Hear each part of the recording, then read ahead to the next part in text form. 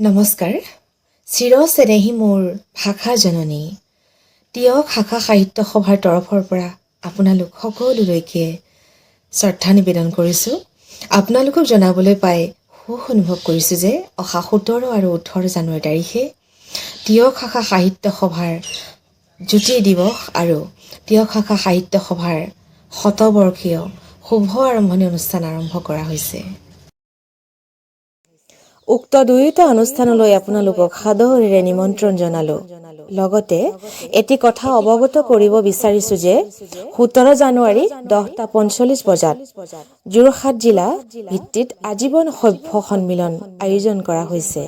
উক্ত অনুষ্ঠানলৈ আজীৱন হিতৈষী সভ্যসকলক যোগদান কৰিবৰ বাবে অনুৰোধ জনালো। আমি যোৰহাটবাসী গৌৰৱান্বিত কিয়নো অসম সাহিত্য সভাৰ দুজন কাণ্ডাৰী সভাপতি আৰু প্ৰধান সম্পাদক যোৰহাটত নিৰ্বাচিত হৈছে।